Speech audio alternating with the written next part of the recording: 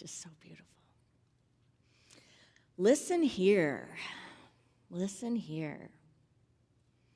When we're on the spiritual path, when we're on the spiritual journey, we do a lot of listening, don't we? We begin to take the deep dive into hearing our own thoughts, hearing and feeling our emotions, noticing the cycles, the circuits, the conversations, the interesting nature of what goes on in the mind. That's what we're in the middle of this Sunday. We're in the middle of our series that we call Adventures in Spirituality. This year, it is based on the book Living Untethered, Beyond the Human Predicament by Michael Singer. This book, I think when it is brewed like a slow, nice cup of coffee, is one of the best books I've opened in quite some time, like from my time with opening Eckhart Tolle for the first time, doing The Power of Now and A New Earth. If you get this and you're in the right mood for this and it gets you and when you're ripe and ready, this book is transformative. It is deep. It is sweet. So this week we're on our 5th week, and for our 5th week we're doing part 5 and part 6, the heart and the human predicament and beyond. And on Sunday mornings, we come together and we discuss concepts from the book. And then during the week, people get together in small groups and they dive into the material and dissect it and apply it to their lives and apply it to unity principles and talk about what they agree with, what they disagree with, what triggered them, what made them come alive. And if you don't have a group, you can join the deep dive after the service, directly after. Anyone in-house or online can do that. It starts each Sunday directly after the service, and you can find that link on our app. But essentially, each week when we talk about it, we're not having a book report. This isn't a book report Sunday where I go through and make sure to cover every single point in the chapters so that if you didn't read it, you still get it. No, it's the time to take the pieces that come alive to us and dive into them a little more deeply. So this week is about the heart. And so far up to now, we've talked about a lot of aspects of consciousness, and we've also talked about the idea of thoughts and what thoughts are and how we are not our thoughts. Michael Singer said, and he keeps driving us back to this point. You're in there. You're not okay in there. And you've developed concepts of how everything needs to be for you to be okay in there. If you're not careful, you will struggle to satisfy these needs, for the rest of your life. If you're not careful, you'll struggle to satisfy those needs for the rest of your life. Now, that might not connect with you right away. You might not feel not okay in there, but if you pay attention and if you listen, you recognize that the mind and the heart and the being kind of oscillates between, I'm okay, and I'm not okay. I want either more of this or less of that. And if X, Y, and Z happened, I'll be okay. If there was a genie in a bottle and I could just rub that bottle and get a few things, then I'll start living my life. Then I'll be a centered spiritual person. If this person, that person, this situation, this employer, whatever it is, this bank account, whatever it is, you fill in the blank, would look like, show up like, act like, breathe like this, well then I could be Zen. And that's not the spiritual practice, is it, friends? The spiritual practice is that life happens, and life is continually happening, and change is continually happening all around us and within us. And we could either live in an ordinary way, which is to continually either obsess about ourselves and look at how things just aren't working for us, me. And we could try to control the outer environment enough so that it doesn't upset us and so that it is meeting our needs. That's ordinary. But what is extraordinary is to be able to live in a way that we can bring to each moment mindfulness, that we can bring to each moment our consciousness, that we can set our minds on something higher and recognize that our minds are an incredible, incredible tool of life. So are our emotions, so are our thoughts. But they've got to serve somebody. And if we're not clear on who they serve and what they serve, they will be in service of the ordinary. But we're not here to be ordinary, we're here to be extraordinary. That is the truth of our being. We all know it at moments when we're connected in life, at moments where we feel ourselves and we feel our connections. But in order to live a life that's extraordinary, in order to have feelings that are extraordinary, and Michael Singer goes into these, if you're reading along with us, you're probably going, some of these places where he's talking about you can live in bliss and you can have this heart emanation and this heart feeling all the time. Like you can wave your hand over your heart and just this rush of life comes in. What's he talking about? Extraordinary. It's what saints and sages and master teachers throughout time have spoken of. It's what people do breath work and do yoga for hours and weeks and months and years to get to. And it's what the master teacher taught is just a thought away, that it is right here, right now. The kingdom of heaven, right here, right now. But so often we show up to it in an ordinary way and it's just beyond our reach. Or worse, we're living in a hell because we are so moved always by the outside circumstances of our lives. So what's the other option? This week is about the heart, and it's about emotion. We talked last week about thoughts and how we are not our thoughts, and I think that makes sense to most people to go, I am not my thoughts, and not at the beginning because you think you are your thoughts, because you're hearing them all of the time. But with a little bit of spiritual practice, you can dive into the idea of, oh yeah, that's a thought I inherited from my you fill in the blank. And I've been saying it to myself over and over. Well, who is the I that's been saying it? Who is the one that's witnessing that? I guess I am not my thoughts. And if you've been in Unity for any time, you know that one of the first practices is to look at the law of mind action and to look at your thoughts and to stop repeating some of the junk that's in there. To begin to learn the mind so that we can choose, so we can not identify with every little thought that comes up. And we can begin to be safe on the streets of our own minds.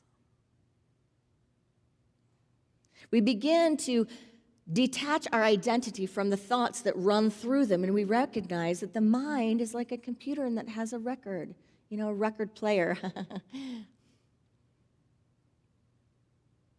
And I can put on a different record, or I can learn the record that's on there and learn to just step back a little bit and watch it, observe it. And if I don't totally try to go slam that record up against a wall or break it on my knee,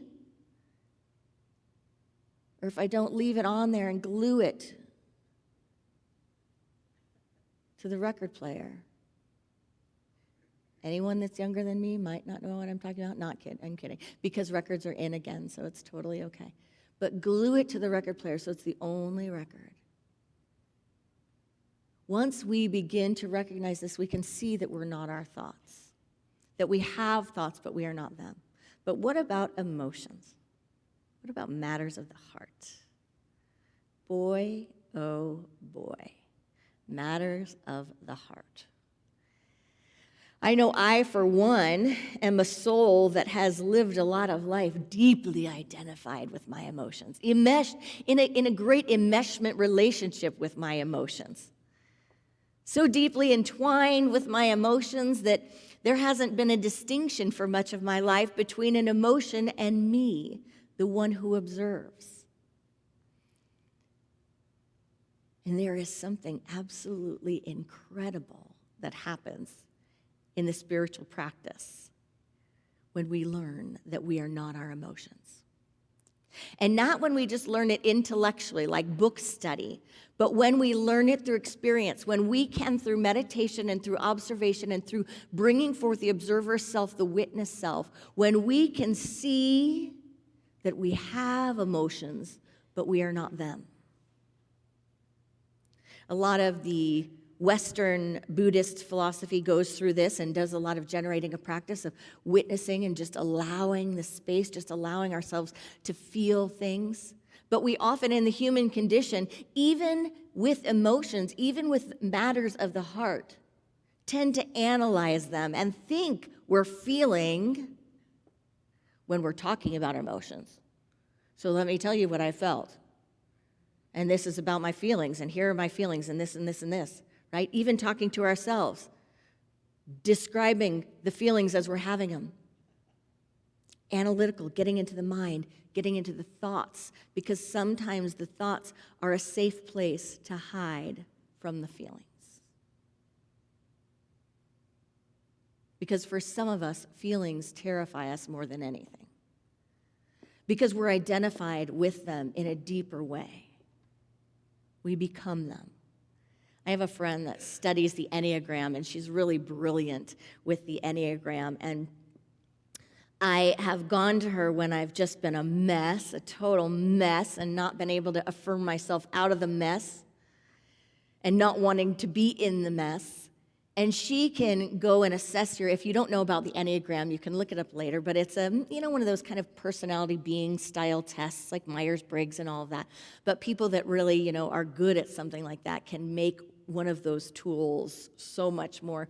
And she is one of these people, and we went on a hike, and I'm telling her my woe is me, and this is the feeling, and I am the feeling, like I am this feeling, and we're hiking and walking, and I'm talking to her about my problems, and asking her for her advice or her counsel, and she knows my Enneagram style, and I don't even know all the things, and between Enneagram and the other one, I don't know, but I'm the hopeless romantic, the one that's like, woe is me, like, so this is how things could be, and I'm always bleeding because it's not that way.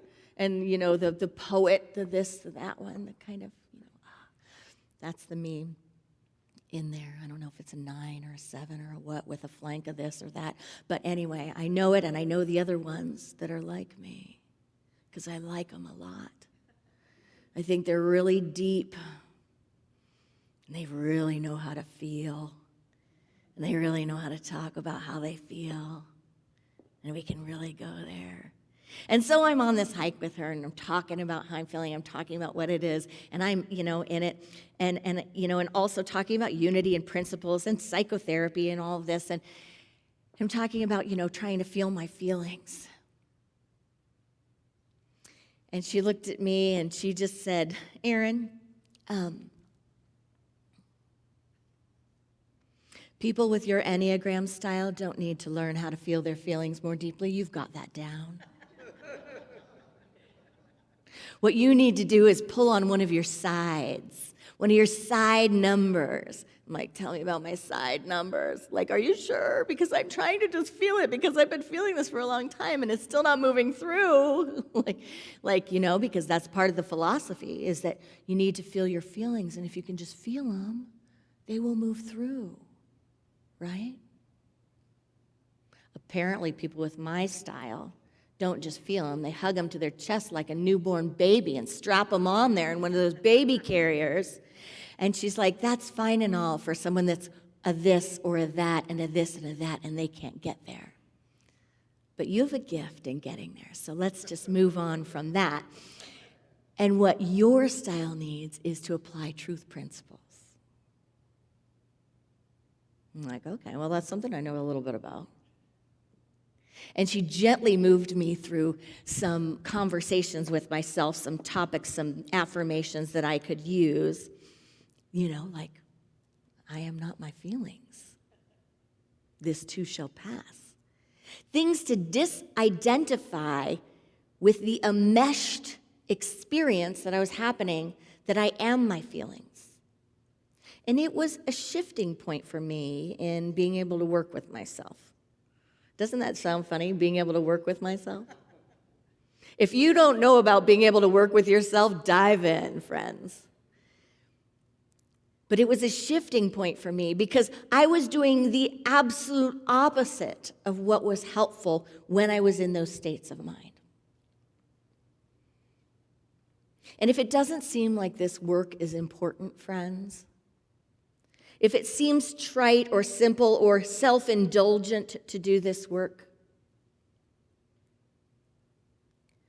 this is the work that transforms the planet. This is the work that transforms relationships. This is the work that saves individuals who have no sense of belonging, so they feel more like they belong with a gun than with God. This is the kind of work that we can only do for and with ourselves. But we also can't do it alone, because we don't always know what it is. And I hate sharing stories about myself, but I'm going to share this one today because we all know people who struggle, who have struggled, and who don't need to live in these particular struggles anymore, right?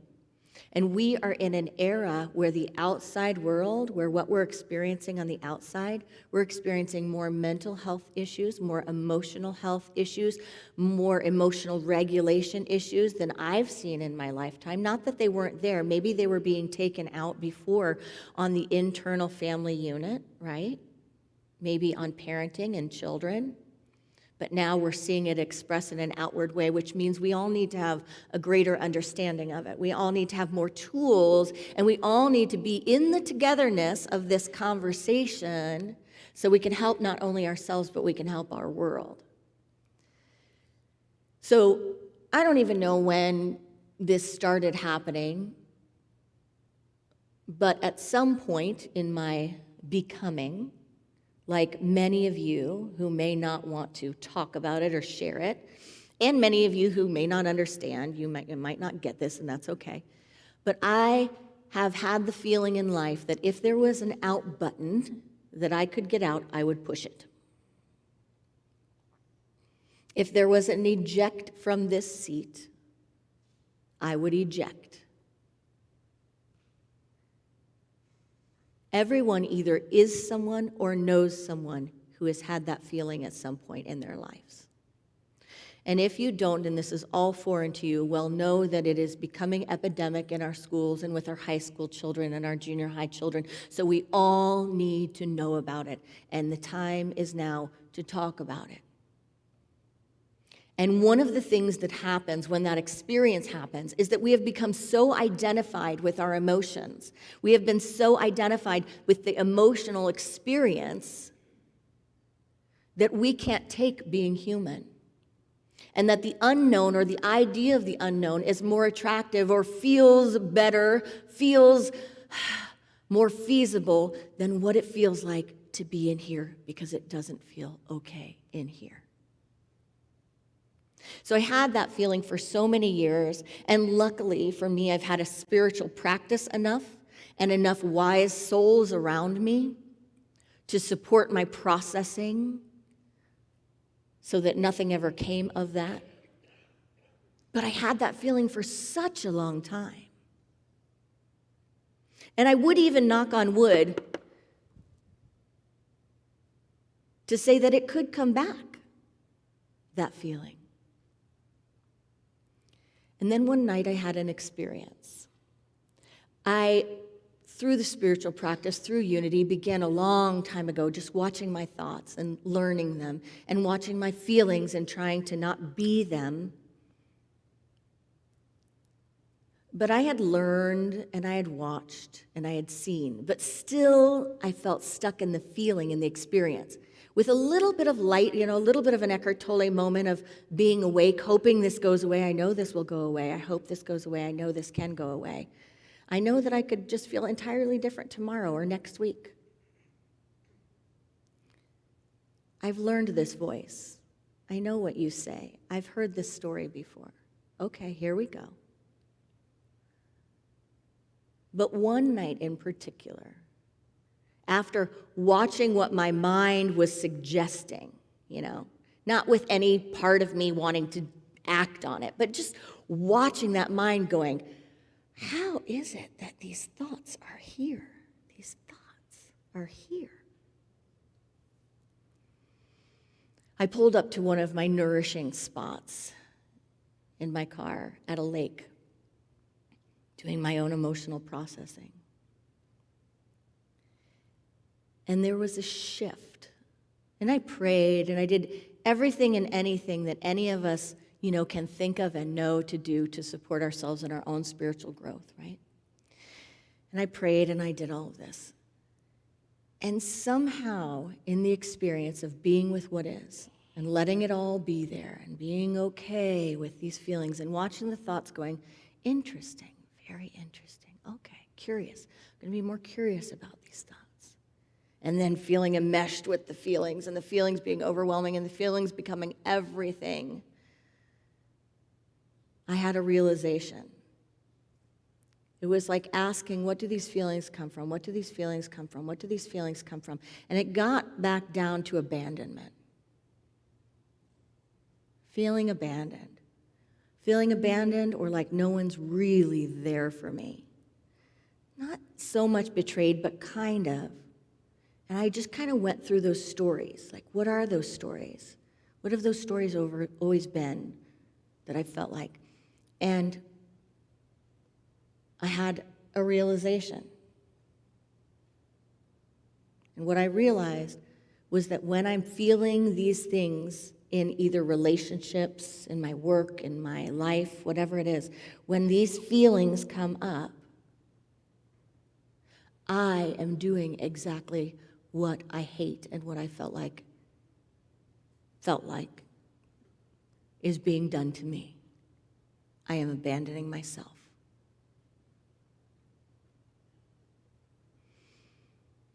And right at that moment, when I realized that the feelings that I don't like, or the things that I don't like about how people show up, or how the world shows up, or how people that love me or say they love me show up, or how I show up and experience life, when I am in the most need, when I am in the most pain, I do exactly what they do. I abandon myself. I'm not there for me. And I saw myself from a different angle. I saw myself as a human that needed a mom, a human that needed someone, a human that needed God, light, spirit, anything, a hand. And I saw her, and I said to her, I will never abandon you again when you are in your time of need, when you are acting out, when you are being ugly, feeling ugly, when you are down, when you are whatever it is, fill in the blank. I will never again. And I will recognize anytime we're here that this is a call to hold you. And there was a healing, a shift in something that has never been the same again. Never been the same again. And that's the shift a spiritual practice can bring us. When we recognize that we are not our emotions. Because we've all had times in our lives we've either been so identified with our own, or we know someone that's so, there's no separation between themselves and what they're feeling. That it's not always something analytical that we can talk through. We have to get it at a deep level. Ask for an insight. And recognize that there is a self in there. There is a self in here that can witness and observe all of this. And that is in connection, in unification, in unity with the most magnificent wisdom, love, divine nourishment. That's the gift of this section of Living Untethered, if we're willing to get it, if we're willing to dive into it. I want to share with you a little bit from his work.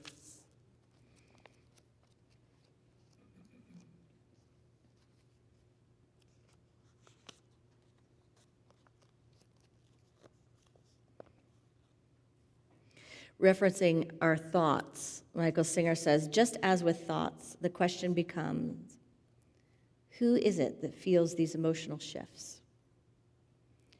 How do you know you feel anger? How do you know you feel love?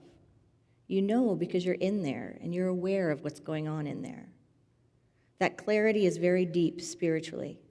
You've been so concerned about the emotions themselves, you didn't realize you are the one in there experiencing them. The goal of this journey we're taking together is not to change your thoughts or emotions. It is for you to stay seated in the seat of self while accepting these different shifts that are taking place. To stay seated in the seat of self while these shifts are taking place. From this vantage point, the emotions can change. You can notice them changing, but you don't go anywhere. You don't try to run away. You don't try to get more. You don't go anywhere. You remain the one who notices the emotions, hears the thoughts, and looks out through the eyes. Who is this one? This is what our journey is about. There is no spirituality anywhere except in the seat of self. Spirituality is about spirit, and the seat of self is spirit. He goes on to say, it doesn't take effort to notice them, the emotions, but it can take effort to handle what you notice. Emotions are very sensitive vibrations emanating from the heart, and as such, they can shift very easily. The heart is much more sensitive than the mind, and we have much less control over it.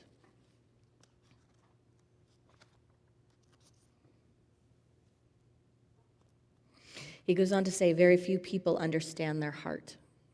Many intellectuals just want to keep it suppressed because it's much too sensitive and reactive. They would rather live in the mind because they have more control there.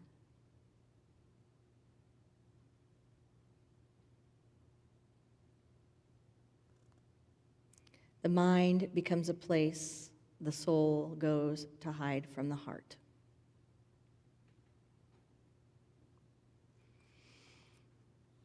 Breathing into that, just noticing if that resonates. Just allowing a new concept to be introduced for when we're processing to see, am I pulling away from these emotions because I'm afraid to experience them because they're too intense? He says a very important aspect of spiritual growth is understanding the dynamics of the opening and closing of the heart. In order to fully explore why the heart closes, we must first bring our discussion to a deeper level. We said earlier that you experience three things inside of yourself: the world coming in, the thoughts in your mind, and the emotions of the heart. Truth is, there's a fourth thing you experience in there. It's in there all the time, but most people are so lost in the first three, they don't focus on this fourth object of consciousness. Nevertheless, there is a very powerful energy flow inside of you. In different cultures, it has been called by different names, such as Shakti, Chi, or Spirit. For the purposes of our teaching, we'll call it Shakti, he says. He goes on to talk about what happens within us and how we get blockages. Blockages in our energy that bring up emotions, that start to stir up emotions, and then we begin to have a war inside. He says your inner state becomes dominated by the unfinished patterns stored inside, and you become totally lost in them. In this state, you are not in charge of your thoughts or emotions. You are not in charge of the opening and closing of your heart. The activated samskara has taken over your life. If you're not careful, it will determine your future by the choices you make in that unclear state.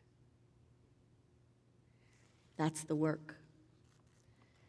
To become aware of how often we take action from an unclear state of mind, how often we arrive at an internal experience without mindfulness, not being aware of our blockages or the opening and closing of our hearts. And he even goes on to talk about relationships and how we sometimes have these samskaras, we sometimes have a blockage that creates emotion that instead of doing the real healing work, we find another person, another situation, another object or thing, materialism, whatever it is, that feels like it unblocks the flow for a little while. It can go around it.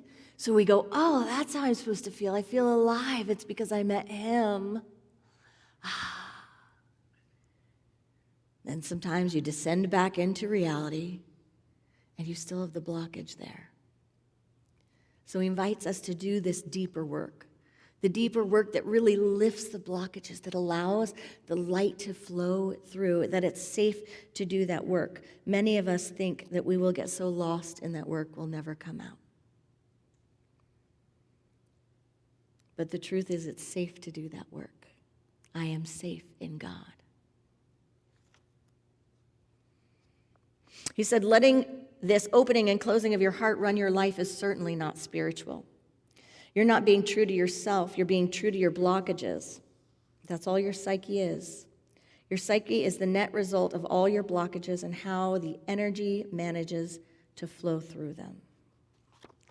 He invites us to lift ourselves out of those blockages, knowing that we're in there, that we are truly in here. We are the ones observing it. And when we can bring ourselves to the observer state, we are safe.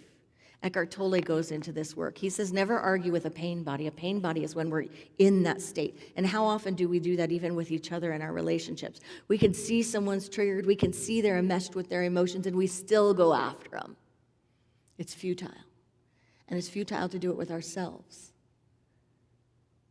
To endlessly analyze something, to keep talking about something, hoping that we're actually feeling it, rather than just breathing into the practice and breathing into the experience, witnessing and observing. He says spiritual growth is about fixing the heart and returning it to a state of well-being. It should be clear by now that the problem is not outside in the world. It's not that the outside world doesn't have problems. It's just that your problem isn't out there. My problem isn't out there.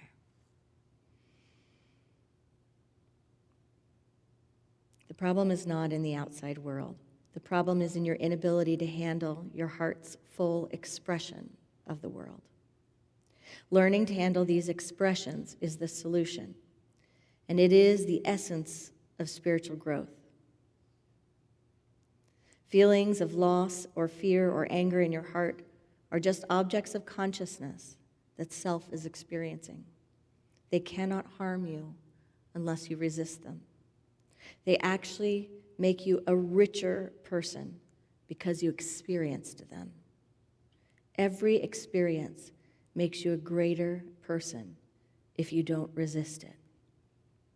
Come to peace with the expressions of the heart. Namaste.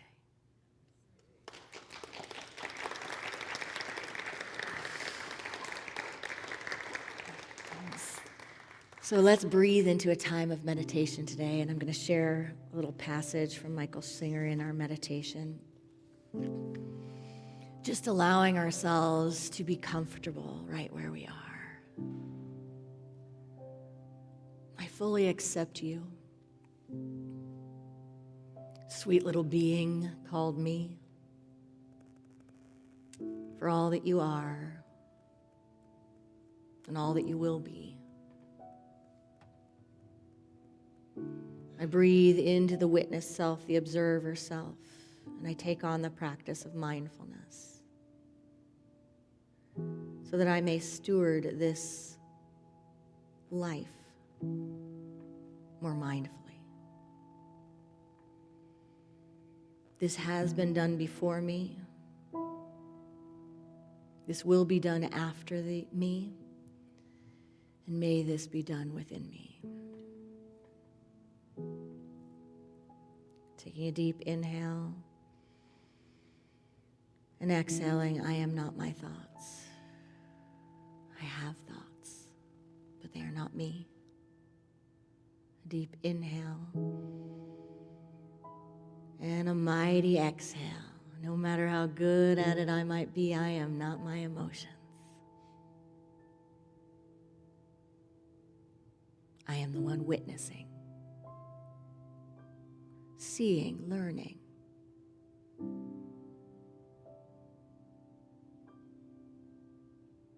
I am the I am behind all of these things. Allow it to be quickened within me today, the ability to breathe into the observer, the witness. Show me, sweet Spirit, a new insight, a new spaciousness, a new way, that I may help myself and I may help others, that we may free ourselves.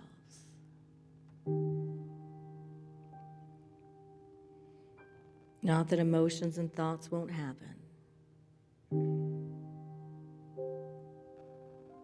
but that I will stay centered in the seat of spirit, in the seat of my soul,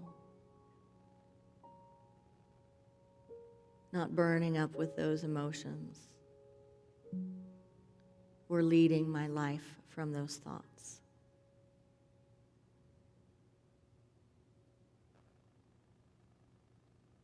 Inhaling and exhaling in awareness and willingness, in all of our authenticity and our raw humanity.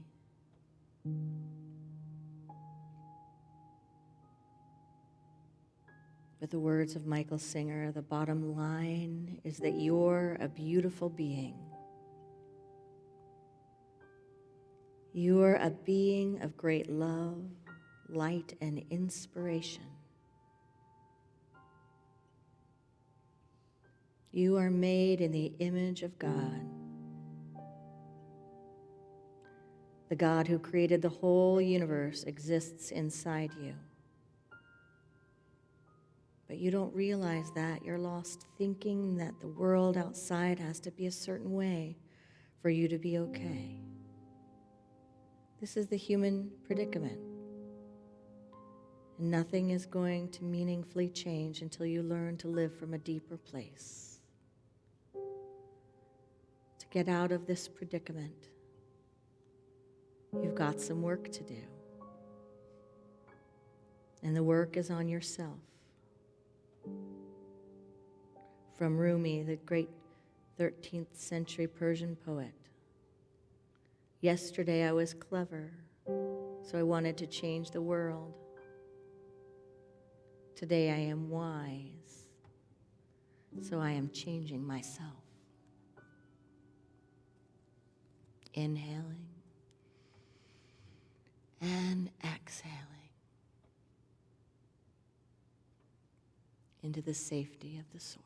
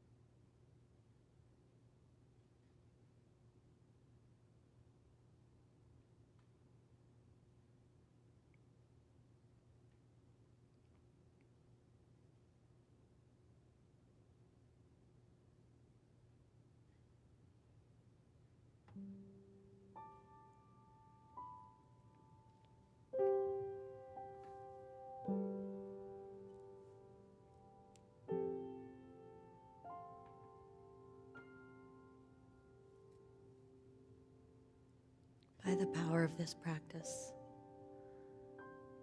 May all beings have freedom from suffering and the causes of suffering. May all beings know God as love and themselves as emanations of this love. May all beings know we are born blessed and here to be a blessing.